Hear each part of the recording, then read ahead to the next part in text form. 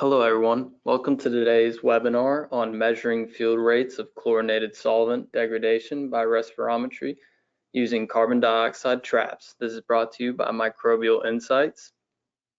We appreciate that you are taking the time today to join us, and it is my pleasure to introduce our esteemed speaker, Dr. Julio Zimbron.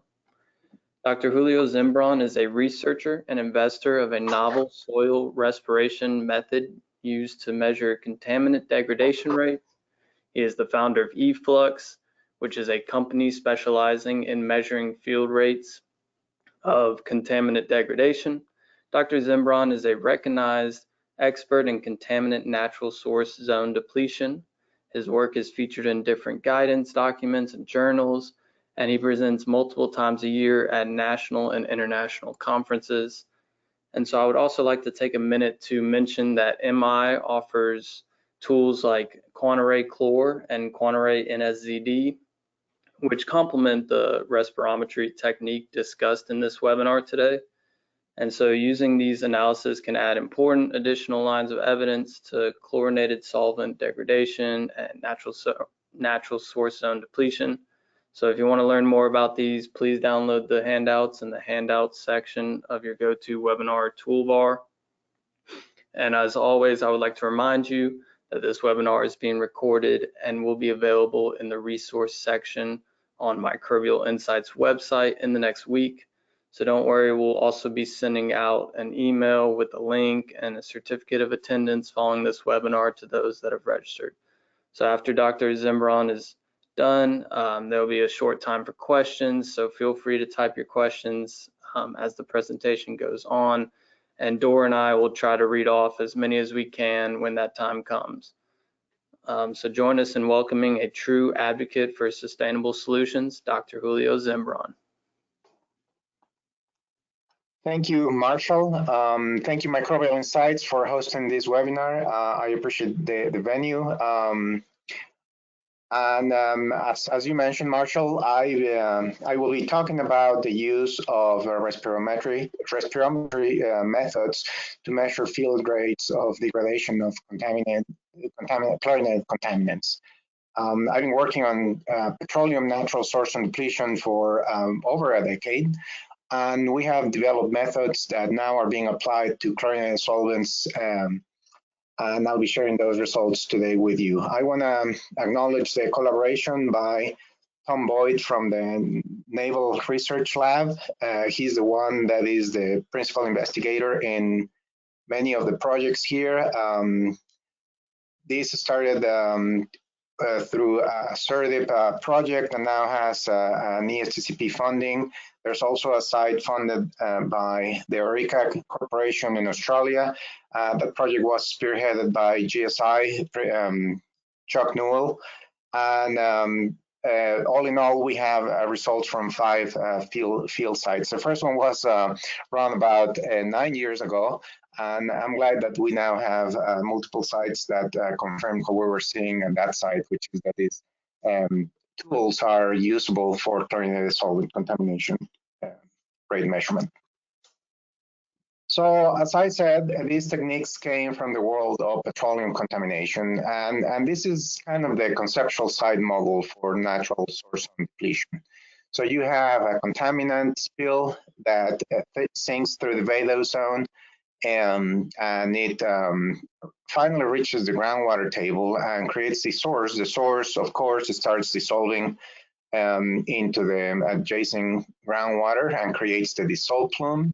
But there's also important interactions of the contaminant with the vadose zone, particularly when you have a complete mineralization of the contaminant that generates CO2 that ultimately leaves the ground at the surface. And the idea is that if you quantify the CO2 that really came from the contaminant biodegradation, you can quantify the rate of these reactions. Now, here on the left, I am showing that you have background CO2 production. All soils produce CO2 from the degradation of natural organic matter.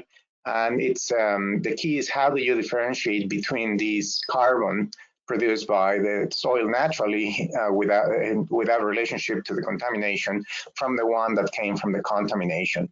Here, this is a core from petroleum that shows that the geochemistry is altered. You have all the sulfate being used as electron acceptor and precipitating metal sulfides, which are black, and then you have these bubbles. It's amazing. Every time I go to the field and we extract cores, we see these bubbles, and these bubbles are the biogas that is shown here, which is mostly methane and CO2. And of course, this is a problem that we've been working on for over a decade. We have done hundreds of sites, and I have yet to see a site where we don't see evidences that these reactions are happening. Now, the key is how do you quantify them? So the ITRC has this general approach on how do you quantify these degradation rates. And the technique is one in which you draw an imaginary box, a control volume around your source, and you start tracking things coming in and out of that box. So of course you have dissolved fluxes that are coming with groundwater, for example, electron acceptors. I mentioned the sulfite. The sulfate, you can track the dissolved sulfate coming in and out and get some insight into what that is doing to your source. And you can do that with every dissolved species, including the contaminants themselves. But then you have fluxes that are related to the beta zone, to the unsaturated zone. And of course, those are gases, and you can track gas contaminants going in and out of your control volume, or you can try the byproducts of these reactions, such as carbon dioxide, in the case of petroleum, methane. For a long time, people were really focused on the dissolved fluxes because a lot of people have had a good background on hydrology, but really we started, what we learned with petroleum is that if you focus on the velo zone, you can get a handle on really what is driving. And the reason is that the byproducts of these reactions, carbon dioxide and methane, are gases, and they prefer to partition into the gas phase. Of course, the tools to measure each one of these are different. Dissolved fluxes, you track them associated to groundwater flow, which is the RC type of flow. It's an advective flow. But in the gases, a lot of these fluxes are meant to be, are thought to be driven by diffusion. So here on the left, we have kind of the conceptual side model, what I alluded to in the previous slide, which is you have your contaminant, the hydrocarbon. The hydrocarbon produces biogas, CO2, and methane. When the methane moves away from the source and encounters the aerobic-anaerobic interface, which is shallow gases that have a strong impact from ambient CO2, the methane itself becomes CO2. So here, this aerobic reaction is shown as a red arrow, and that's what produces the CO2. Here, you know, the pathway for one of the chlorinated solvents, TCE, let's say, it's a lot more complicated. There's single-step dechlorination reactions and other reactions. But ultimately, the point is that you end up with two carbon chains that have no chlorine, either ethene or ethane. You might also have small amounts of methane, but all of these have one thing in common, and is that in the presence of oxygen, they quickly become CO2. So microbes love to use these simple carbon chains as a food source, and as I said, this happens at the aerobic interface. So here's another a couple of other examples. We have DCA, 1,2 DCA or 1,1 DCA. And again, the details of these are really beyond my expertise. There's a lot of people that have made entire careers about figuring out one or two or multiple of these reactions and analyzing a site based on these reaction pathways, which, as I said, can be relatively complicated. They can be microbially driven, or they can be driven by inorganic reactions. But again, the idea in the end is the same, that you end up with short chain carbon compounds, ethene or ethane. And again, if there's oxygen, you will end up with CO2. And of course, there's additional pathways in which the chlorinated contaminants can become CO2. Going back to this slide, one of the approaches that we pursued in natural source and depletion was to draw this imaginary box at the ground surface and track the production of carbon dioxide. Right there, where you have direct access, you can have non-intrusive techniques, and you can quantify the production rate of the soil of CO2. And kind of just to give you a hint, I mentioned before that it's key to differentiate the old carbon from the modern carbon, and we do that using radiocarbon analysis also, which is also the basis for radiocarbon dating. So we use that to differentiate between modern carbon that is produced by the root zone in processes not related to the contaminant, to really the carbon that came back from the degradation of the carbon backbone of the contaminant, producing old CO2 at surface. So long time ago, so there's this paper from Paul Johnson, and what he did is had this contaminated site. This is a slide, by the way, that was used by Chuck Newell from GSI. He presented a talk at the 2018 Battelle conference, and he presented the results from a site in Australia funded by Eureka. And so Chuck presented this early work by Paul Johnson, in which he used discrete gas samplers that were above a contaminated zone. And, they didn't do CO2 measurements, but they figured out that there was a significant expression of these processes in the Vado zone. And then Tom Boyd from the Navy, he did some collection of the carbon upstream from a source, at the source and past the source. And what he was showing here is the enrichment of C14. So C14 is made in the ambient air from the action of cosmic rays, but it's unstable. So the ambient air has a high amount of C14. It gets incorporated into the food chain, and carbon assimilating organisms, including our cells, incorporate that into a structure. However, it's unstable. It has a half-life of about 6,000 years. So by the time that it's as old as petroleum, then it has no C14. And of course, chlorinated solvents are man-made chemicals made from petroleum. So they have this carbon backbone that has no C14. So what he's showing here is that you have a given amount upstream of the source, but as you started sampling close to the source, you see that there's less and less C14, and it's because it's getting diluted by the CO2 or C14 depleted sources from the contamination. You can access this report. This is available online, and this was a first hint that there was an expression of the degradation products as CO2 that were measurable based on the radiocarbon concentration of the CO2.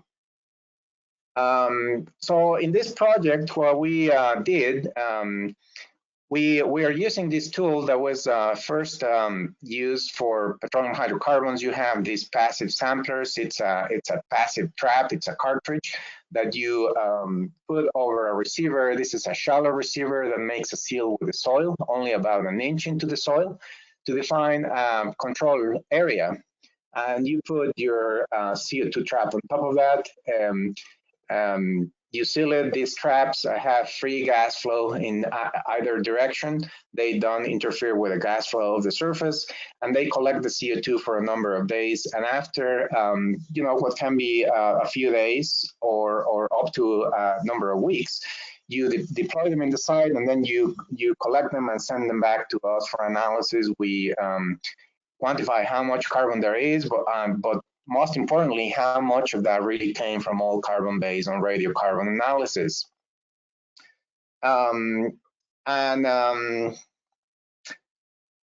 So the first project that we did with Tom Boyd was about 8 to 10 years, and he used this as one of his sites, the Coronado Island off the coast of California, and I'm going to share some of those results shortly.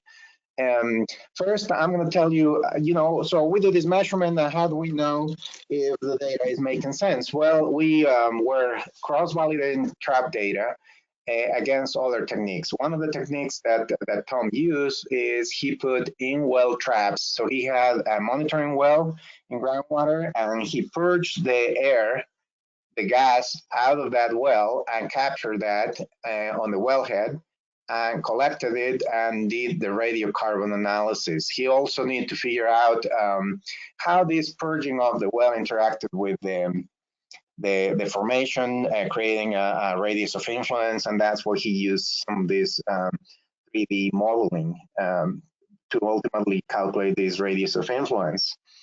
And so that's one of the things that the traps were cross-validated. There was another line of evidence, if you will. He collected field samples from soil field samples. He took them to the lab, and he sealed some of them to see how much radiocarbon there was. Then he incubated others to see the rate of production of radiocarbon, of all carbon in these samples. So this is a really a microcosm study. It's an incubation, and it's you can argue that the conditions in the lab are different, the temperature is different, but again, there should be some correlation. If the field is producing something, the lab should show higher rates compared to samples that came from locations where nothing was being produced. So that's available in this paper from 2018. And then this is really a summary of how we are looking at this data. How are we consolidating the data? We have the in-well purging of the gas. You have the our efflux traps, and then you have this short-term lab incubations. You put all of that together in the context of RAMChlor. RAMChlor, this is really outside of my expertise, but I understand that you feed a model with a lot of parameters about how much mass you have, what is happening with the geochemistry, and gives you a field estimate of how fast things are, the contaminants are degrading. And we put that together. We did that for 4 seasonal samplings at 2 sites on the ESTCP project. So I mentioned that there's 5 sites that we have data for. The first one is the Australian site funded by Orica and run by GSI. And then we have 3 more from ESTCP. One from Ceradip. So that's 2, and then we had 2 more for ESTCP, but one of the sites didn't show measurable rates, so we got a 3rd site from ESTCP.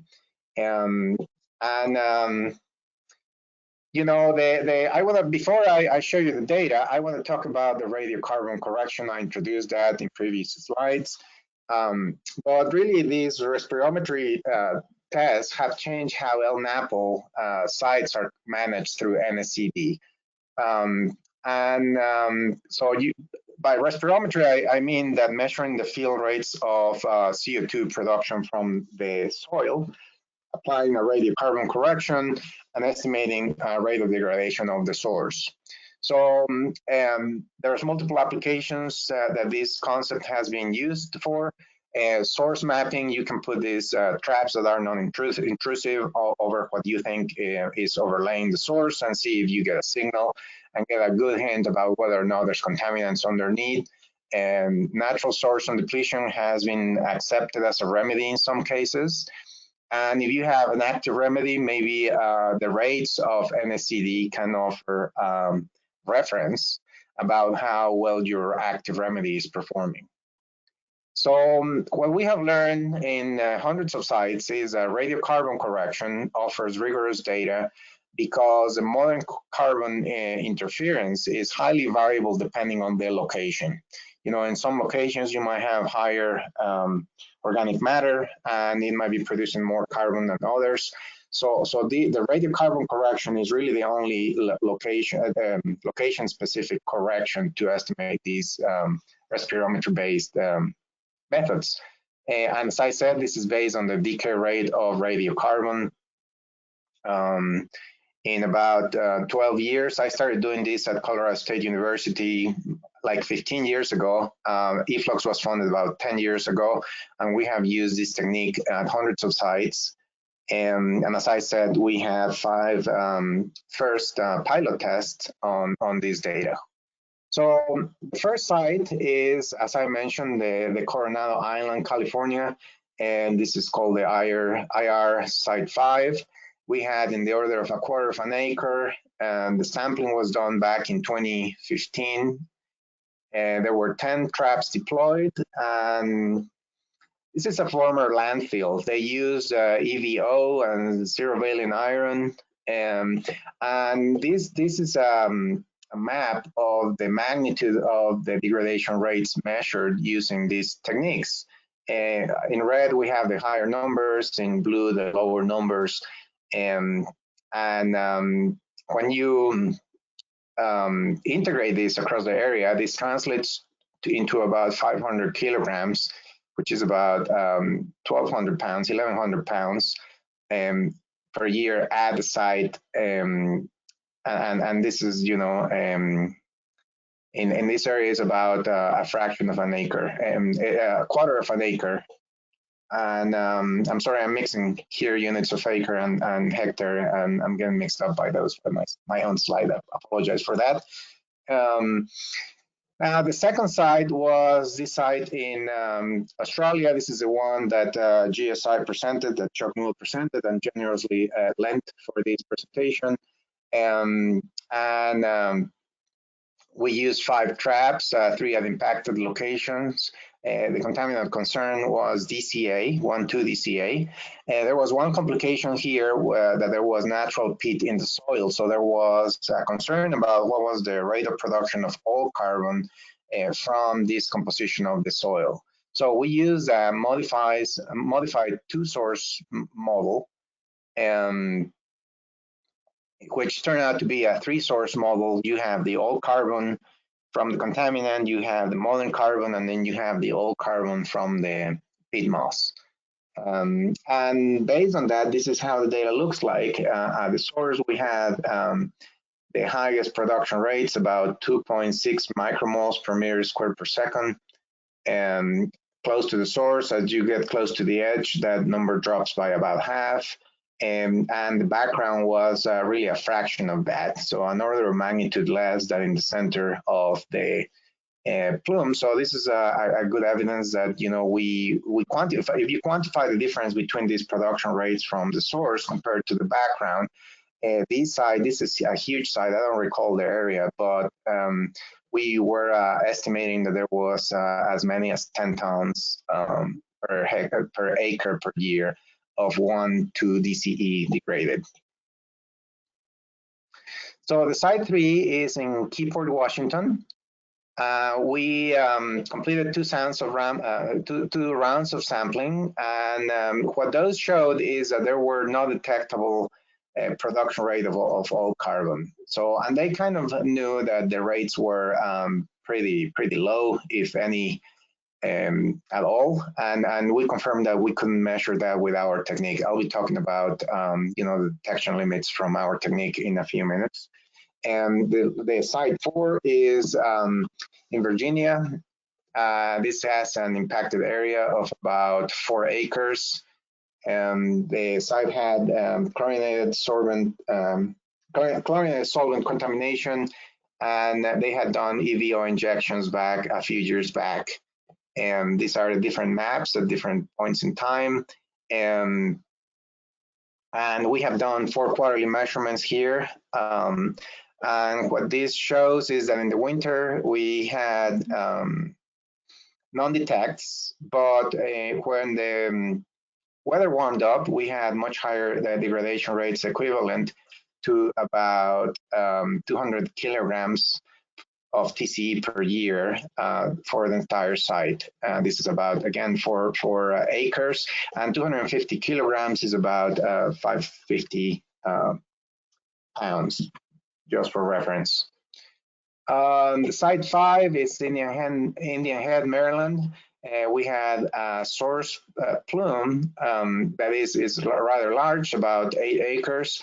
The site has chlorinated solvent contamination, and there's an ongoing assessment underway. There was an EVO injection at the source in 2018. And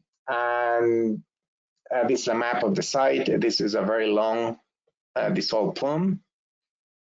And we have done 1 quarterly measurement that shows that TCE is being degraded at about 500 pounds per year over the entire site, I understand. And you know, so I took all of this data together and I'm putting on a single plot, and this is what this shows. We have the rates of degradation in micromoles of CO2, and I should add that this is micromoles of fossil fuel CO2 per meter squared per second. And these are the different box plots for the different sites. We have 5 sites. Each site has 1 color. This particular site right here is site 4, has 4 quarterly sampling events. And then we have this 5th site in Maryland, Indian Head, Maryland. And these are the measurements. And here I'm showing what these numbers translate per kilograms per hectare per year. And the detection limit is in the order of 0.02 micromoles per meter squared per second. And I didn't include the equivalents for each one of these contaminants, but I'll be happy to get back to you on those. These detection limits, it's actually very simple. You just do the math about, you know, 1 mole of carbon in the contaminant. What is that being equal to 1 mole of fossil fuel in the measurement? And you can calculate really how many kilograms of contaminant 1 micromole of fossil fuel CO2 per meter squared per second is equivalent to. So what we have here, the box plot shows the 25, the 50, and 75 percentile. The whiskers are the standard deviation around the average, the mean. So this is a nice way of taking a look at one group of data. And the first site, as I mentioned, this is the Coronado Island, and this had very high degradation rates. And this is the second site in Australia that we saw really large degradation rates. And then it's kind of funny, you know, every time that we have done a measurement and looks like it works, the customer gets pretty excited and sends us a very difficult site, and that was the site in Keyport, Washington. We saw non-detectable measurements, you know, and that was confirmed by other measurements. They really think that this contaminant is getting degraded at an extremely low rate, and perhaps below detection limits by other methods. And then we got this 4th site as St. Julian's Creek Annex in Virginia. And these are 4 different sampling events. We had, in the first one, we got non-detects, but the second and third events, we had significant measurements. And then the last one, close to the winter, I assume, we also got a fair amount of non-detects. And then the last site right here shows a fair amount of some non-detects, but significant rates of the others. By the way, these estimates are taking the non-detects at 0. And one more thing here is just to make sure we were as conservative as possible. In addition to have the radiocarbon corrected, we use this data use the background location corrected. So There are multiple ways of using respirometry to measure the degradation rates of petroleum, and I'm summarizing them here. The results that I showed you are based on the CO2 traps. So one question is, can you use other respirometry methods to measure NSCD rates? And these are the options, but probably more important, do they have any potential to be applicable to chlorinated solvents?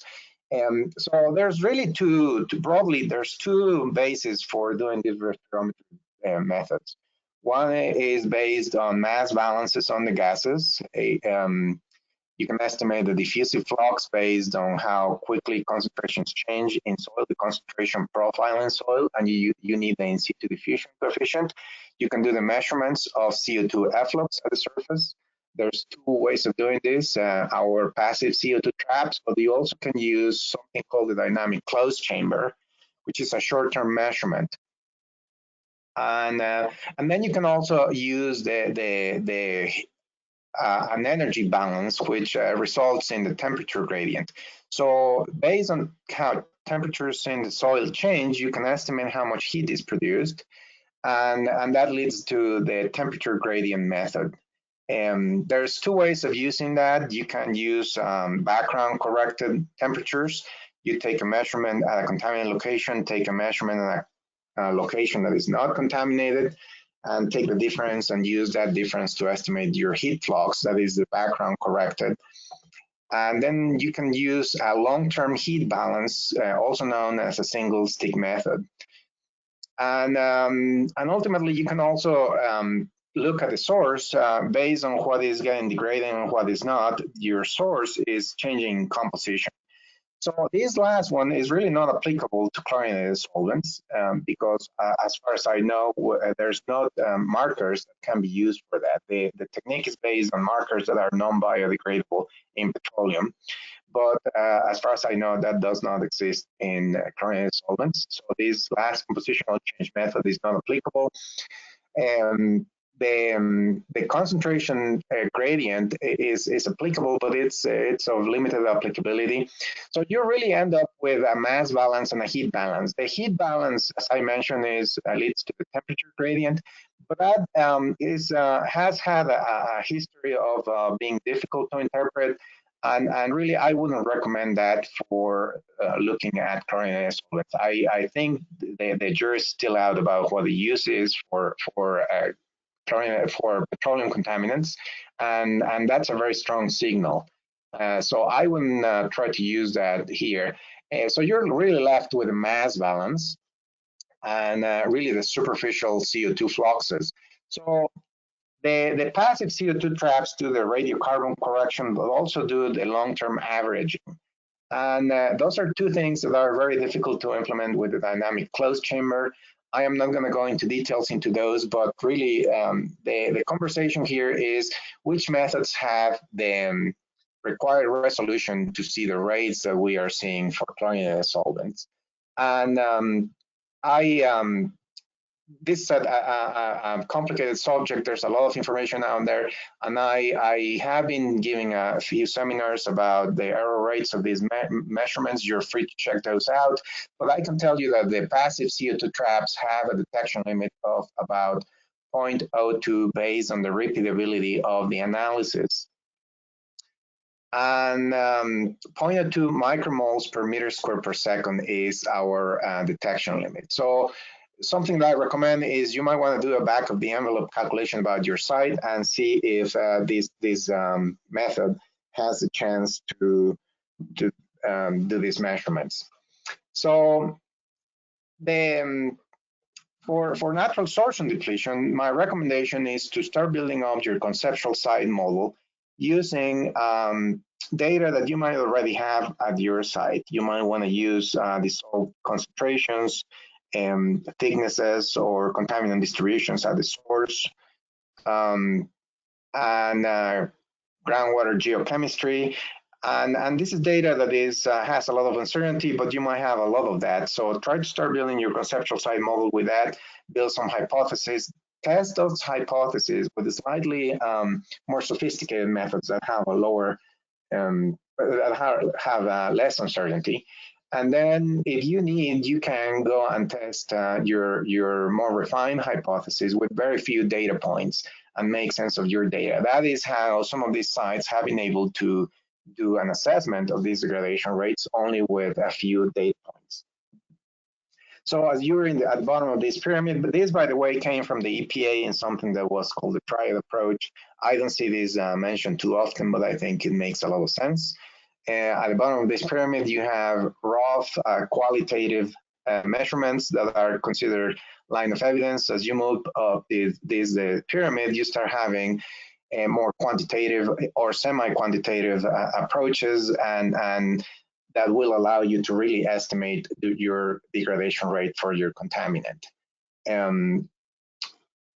So yes, there's many other alternatives, but they are limited in respect to the required detection limits. And as I said, I have given one webinar on this topic. I presented at the Battelle conference last May on this topic, and I am planning to do a second webinar on error rates for NSCD rate measurements. But really, one thing that I have seen for NSCD is that people are taking these raw data and are using it as if it was quantitative. And that's a mistake that I think people should be careful about. Yes, and enough said. So, people have to be smart about matching the data quality that they have with the required data quality to make a decision on the site. So a lot of these respiration methods have different limitations.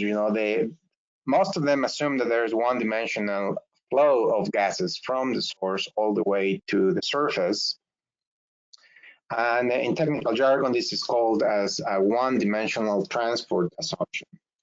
So what it means that you're looking at the site from the top view and things are uniform. In other words, when you see a gas at the surface, that really came from the source or directly underneath. However, capped sites that have concrete or asphalt do not meet this condition. And we started doing making holes in the concrete and putting a trap directly over that. And what that showed is that there is preferential pathways that create a larger radius of influence than the trap, and make these measurements, I would call them qualitative. I wouldn't call them quantitative. So in order to have a quantitative measurement, you need to have a uniform gas flow. So one of the things that we started doing is you can put solid casing in the ground and leave it in the ground with the formation intact inside, and intercept the water table. So the water table creates a plug at the bottom, and inside this system you have the native microbes, the native contaminants at the relevant concentrations. You have the native geochemistry, and just as importantly, now you have forced a system in which the gases produced have to be released on this control area at the top that is representative of your problem. One way of looking at this is really a closed system. It's like a closed bottle that you would take to the lab, but you leave it in the field. And you create these conditions by creating a closed system that you can monitor on the top with the tools we have. We have a couple of sites where we have tried this. We have a site in Washington that is public. I should have included the link here, but you can check how the data looked at. It's not for chlorinated solvents, I must say, it's for LNAPL, but if you can intercept your chlorinated solvent source, you might be able to take advantage of this. The challenge is that you have to install this by direct push techniques, and so if you have a really deep contamination source or a very deep depth water, this might be a challenge. So this works only for some sites, but not for all. So these are some of the lessons that we have learned from NSCD that I believe should be applicable to chlorinated compounds respirometry. So far, I have confirmed that in the first 5 sites. And it is that building your conceptual site model is extremely important during the planning of the respirometry approach. it is very critical to differentiate between noise and signal. Noise is really all the carbon produced by the soil being modern carbon. The signal is that all carbon coming from degradation of the contaminant, and really the only way that I know of is using radiocarbon for chlorinated solvents. It's the best way for El Napo by far. And if anybody's interested, I have a paper that you can access on our website, soilgasflux.com, in which I discuss this at length. And the time scale of the measurements needs to address the short-term variability of the gas flows. So in a day, you have high flows of gases out of the ground due to low pressure, the lower pressure in the day. When that pressure changes and you get this sine wave of variability every day of ambient pressures and temperatures, and the fluxes in the ground follow that. So when you measure a short-term flux and come back a few hours with something like the chamber, that will change. So really the long-term multi-day deployment of a time average measurement really averages out this short-term variation of transient conditions in the soil. And as I mentioned, the trap sensitivity is about 0.01 to 0.02 micromoles per meter squared per second. We could tweak that a little further by using larger receivers, but ultimately you will be limited by the analysis of the radiocarbon. And I believe that is the limiting factor. So NSCD has had the benefit of this respirometry. The world of petroleum contamination has seen the benefit of these respirometry measurements, basically creating this new approach called NSCD. The acronym NSCD didn't exist about 10 years ago, but now is key for the management of petroleum contaminated sites. And maybe looking at these gas phase products and production of gas phase products using respirometry will benefit the industry of chlorinated solvent contamination. For petroleum contamination, the applications are source mapping, remedy transition. When you have an active remedy that is performing lower than NSCD, maybe NSCD is a preferable remedy. As I indicated, the radiocarbon correction is needed to see past the modern carbon noise. And the first 5 sites of using the CO2 traps that I described today show remarkable consistency with the rest of the conceptual site models at the site and with other tools that exist to estimate the degradation rate of the chlorinated solvents. And the CO2 traps are very user-friendly. Anybody can deploy them at the site. You need minimal training, and they offer very easy direct field quantification of chlorinated solvent degradation rates. And I believe that this method has a sensitivity that is unmatched by other respirometric methods. This is based on the averaging of the short-term transients and also on the use of radiocarbon site. So I believe that this approach is ready to help chlorinated solvent sites. And these are some of the things that we have learned in addition to the ones that I mentioned, is that the fossil fuel CO2 efflux is pervasive at the contaminated hotspots for all sites except one of them. And the measurements show some seasonal temperature dependence. I showed that the detection limits in the order of 0.02 to 0.01 micromoles per meter squared per second of fossil fuel CO2. This is equivalent to about 200 kilograms of TCE per hectare per year, or about 30 pounds per acre per year. We are tweaking our method to try to get as much sensitivity, which is sufficient for hot spots, but other locations where there's little activity might benefit from higher sensitivity.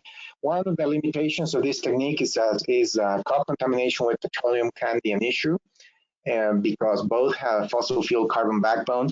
That doesn't seem to be the case for vegetable oil amendments, because the vegetable oil has modern carbon backbone. it's important to remember that the respirometry methods require adequate soil respiration. If you don't have a clean path of the gases to migrate towards the surface, that has been a challenge. I offer one alternative. Really, that's all I have. I'll be happy to take questions if we have time. Thank you, Julio, for that. I believe we have a couple questions that Dora was going to ask, and I just wanted to state thank you for this presentation. Yeah, my pleasure. Thank you for attending. Yeah, thank you very much, Julio. This has been great. So attendees, if you have questions, can you please enter them into the GoToWebinar panel? I'm not seeing any questions at this point on my side. Marshall, are you seeing anything on your side that maybe they're not coming through? Yes, I see quite a few. I can go ahead and... Okay, if you want to go ahead and read the first one, and then I'll come over to your office. Sorry, everyone, for the delay on that. I was just going to make you organize it real quick. Can you see them now?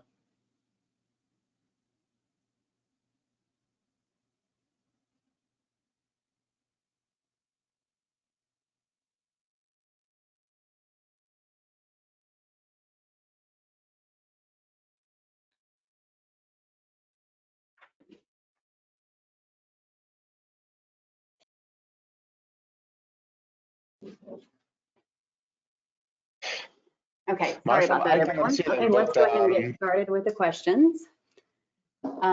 Considering that oxygen would be required for CO2 production and that chlorinated source zones are under anaerobic conditions, where do you think that the oxygen came from? Do you think that the CO2 traps are detecting very low levels of oxygen, or is that something in the source boundary that's showing up there? Yes, great question. I appreciate the question. So in the world of chlorinated solvent contamination, the geochemistry is mostly anaerobic. And those are the early stages of the degradation. And those might be what are rate limiting. However, the oxygen comes into play once you have transformed your chlorinated solvent into a dechlorinated solvent. A compound, a 2 or 1 carbon short chain, and that occurs at the aerobic anaerobic interface. Most soils have diffusive capacity for oxygen to come from ambient air going into the soil. So as the ethene or ethane are trying to escape the ground, they have to make it past that aerobic anaerobic zone, which is shallow. The experience from methane, which is similar, is that, so the methane comes from depth and it's encountering the oxygen at shallow surfaces. And where the two of them meet, that's where microbes that are existing in the soil will take advantage of this aerobic geochemistry to use the short chain carbon as a carbon source. And this is only typically a few inches thick. So even sites that are covered with concrete, it's very hard to have the concrete being a complete permeable layer. There's cracks in the concrete that will allow for some oxygen diffusion. And people that have tried this have measured oxygen at shallow depths, even on their concrete. So a great question. The conceptual side model, one of the earlier slides that I showed for the degradation pathways, assume that there is this aerobic zone in the ground at shallow depths, but that's what the short chain hydrocarbons, ethene or ethane or methane, have to make it past in order to get to the surface. And in that path, they will typically become CO2. It's very rare to see sites, even for petroleum, where you see methane leaving the ground unreacted. And I suspect the same is true for ethene or ethane. Great question. Thank you. All right. Thank you, Julio. So we're starting to talk about NSCD more commonly now across multiple contaminants, like particularly petroleum hydrocarbons, and now the presentation that you have given today. Have you seen that certain states are more accepting of NSCD being a remedy, and kind of what's your take about that as we start to learn more? Yes, certainly the regulatory framework is extremely important. It's very hard to argue with the data. You know, there was a lot of skepticism when we started doing these measurements for petroleum. We were measuring a rate of, let's say from 100 to 500 to sometimes 1,000 gallons per acre per year. And people were surprised and they were saying, how come if we are applying a remedy that we are spending a lot of energy and money, it's achieving 50 gallons per acre per year or 100, how come it can happen that these sites show higher rates than that? And the data is really hard to close your eyes to. These rates that apparently are very high for petroleum, let's say 1,000 gallons per acre per year, it's only a millimeter of thickness. So if you have a few inches of thickness, you have decades of the rates going at that rate, at that velocity, and still not running out of source. So yes, the rates are bigger than what we thought, but they are not going to close your site in a couple of years or 5 years. This needs to be put into perspective with respect to the amount of contaminant. And as more people get exposed to this data, more states are being more open to this approach. And ultimately, this is I think that if the conversation is based on science and the accuracy of measurements and lines of evidence, for example, testing that the right microbial ecology exists, the right geochemistry, I think that people start accepting this data. I would say that there's very few sites, even federal regulators are being more open to NSCD now than a few years ago. Yeah, that sounds great. That's the same thing we're seeing here. I think a multiple line of evidence approach to be able to prove what's happening at the site and understand the rates better. And we've seen that on an international level where, a lot of different countries are adopting these standards as well. Yeah, and in this pathway, I think that we need to be careful about really using good quantitative tools and differentiating which is a line of evidence from a true quantitation, because the assessment of the risk depends on that. You don't want to underestimate the risk, thinking that your rates are a certain magnitude, but if they turn out to be slower, then the risk gets amplified. Yeah. Okay, so thinking about that and the rates, some of the rates that you presented are pretty large. Do you think that that's a result of a large original contaminant mass? And given what we know about site history, do you feel like that assessment would be accurate? That's a really good question. We have learned how to control the error on petroleum measurements. Here's one example. We used to put the receiver, making a hole in the ground and putting your receiver in and refilling that with and compacting to the original compacting amount, but compacting rates. But we learned that by doing so, you create a high bias. So we, if you're careful and you get good data and you put that data into perspective, so you need to look at the data in different ways. One of them is make sure that these rates are realistic, and do a bit of a risk analysis based on uncertainty. If your rate is a certain amount but turns out to be 2 or 3 times lower or higher, would your response be the same? I think that within a similar order of magnitude, if you have good accuracy, you should be safe. But when the answer starts changing, when you say, well, if the rate was 10 times higher or lower, would we be making a different decision? That's when you need to be very careful, and you need to put that in the context of the conceptual site model. Are your rates telling you that you will be done with your source in a few years, 2 or 3 or 5, but that's not true? Well, then there is an overestimation of those rates.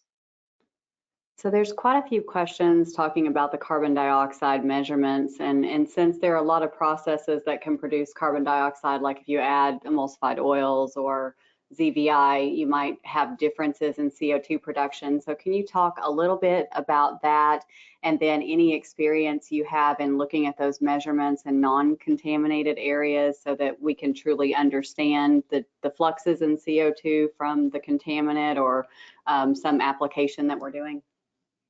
Yeah, there's a couple of angles to that question. One is, what is the amount of noise that we see at sites? And by noise, I mean the rate of production of modern carbon. There's a paper that I got published last year, 2022, that talks about the amount of noise that we see at multiple hydrocarbon contaminated sites and how they might interfere with a measurement. You might want to check that paper. People are using, in the world of NSCD, they're using what is called the background correction. In other words, they don't use a radiocarbon correction to estimate the rates. And this shows that the error introduced by that practice is really large. And it's more than one order of magnitude. So you could be 10 times off, 12 times off if you use that approach. And the best data really comes from the radiocarbon and checking the method's assumptions. And I do believe that we have the resolution that I mentioned in the order of 0.02 micromoles per meter squared per second. If you check that you are not creating preferential flow paths towards your measurement device, that's a good thing. If you cross-check your data across your conceptual site model, I think that gives you a further comfort with the estimates. And I think that there's few things that really can go wrong in these measurements. There's again, I think that this goes back to these sources of error for the different respirometry techniques. I can mostly speak about the CO2 traps, and I am gonna do a webinar about those sources. But really, the bottom line of that is that I do believe that a measurement within a resolution of 0.01 or 0.02 micromoles per of fossil fuel per meter squared per second, that is honest, you know, provided you do your other things, your method assumptions and checking the data, the magnitude of the data against your conceptual site model. That's very important. Great. And kind of following up on that, you showed that 5-site result slide where we're seeing that the 2018 remedy injection, do you think that could be the reason for some of the differences between the 4 quarters of sampling? In other words, the time to initiate flipping that aquifer, the duration of the treatment per the injected mass, and then the cessation of the treatment in the time frame that you saw there? Yeah, that's a good question. I don't know the answer to that, but I don't know, because I don't know how long will the treatment last. My impression is that these vegetable oil enhancements are really large, and they might be persistent in the ground for some time, and they will generate additional noise, you know, additional modern carbon fluxes. What I believe this is showing here is the temporal trends due to soil temperatures. These from the world of petroleum contamination, we see a strong effect due to ambient temperatures on how they propagate through the ground seasonally. So we might see higher rates at the end of the summer or the early fall or even late fall. But when the winter finally settles, depending on the thickness of the vadose ozone, that determines how insulating the soil is thermally, and ultimately what your source temperatures will be. But I believe that particularly in shallow sites, I expect a trend like this, which I assume is the one in Virginia. I think that the microbes are getting cold and it's like if you took this a bottle of this soil and you incubated at different temperatures, you would see something that would kind of track this data. Okay, and then for the landfill site, do you think that degradation rate was inclusive of the released petroleum compounds or other compounds that may be present? It is possible. I really don't know. You know, I think that I would look at the source and see if the source has this petroleum degradation. As I indicated in my last slide, co-contamination of petroleum and TCE is a problem, you know, because both will generate these rates. It is possible that is true. I don't know that data that well. I assume that these would have been screened for that, but it would be a really good check to do. Yeah, I guess from my perspective, like if we included multiple lines of evidence approach and understood what microorganisms are present, that might help to elucidate some of that information, yes. right? Yes, I think that's, yes, I agree fully with that. One additional tool that people have used, and this is something that I've never come to embrace it as a tool that works all the time, but as C13 is another tool, and you might want to look at the composition of the C13 composition of the sources compared to the noise. That's one thought. It's a bit of a brainstorm idea, meaning that it might not work, but at least it has worked for some sites. Yeah, I think you could use C13 to help understand the fractionation patterns. And again, that'd be another line of evidence to understand what's going on. So I agree, that's a good idea. Couple questions for you about the measurements. You talk a lot about the measurement in the vadosone. Is there value in measuring other parts, like in closer to the DNAPL? And then are you measuring pressure across the transport and doing other readings like soil redox? So kind of just what's the combination of testing you would recommend? That's a really good question. You know, I think that comes back to that triangle that I put in there, and I don't know if I can find it quickly or not, but I'm not even going to bother with that, but I think everybody knows what I'm talking about. You need to make an assessment of how wide you want to make that pyramid, how much stuff in there, what are the big gaps of knowledge that you have, and how to fill them. And all of these things are good ideas, but I think that I've seen a lot of projects that turn into research projects using that. So I think that a lot of people stay on the base of that pyramid for too long, and then they start to try to use that data quantitatively. I've seen other more streamlined projects in which they quickly move to the next step. They formulate their hypotheses carefully. They confirm them or formulate new ones, and they move up to the higher level very quickly. And that's a very cost-effective way of going about it. I think that people need to be careful about how much they stuff that base of the pyramid with what. But there are certain things that are quick and easy. You know, for example, vadosone survey using existing monitoring wells, looking for this intermediate. Methane in the case of petroleum, but certainly ethane or ethane, and overlaying that with respect to the source mapping, I think that could be pretty telling. And what you said, Dora, is key, understanding the geochemistry, redox measurements, the presence or absence of the correct microbial activity. And I think all of these things are key, and there's a lot of discretion about how somebody assembles that pyramid. Without looking at a site specifically, I don't even can offer suggestions about how to do that, because it's highly hypothetical, and it really depends on a site-to-site basis. Yeah, it's the complexity of the site really comes into play, right? How many co-contaminants and the longevity of treatments and all of those things are going to require you to take some further depth of look into the analytics that you have and put it all together to tell the story. Correct.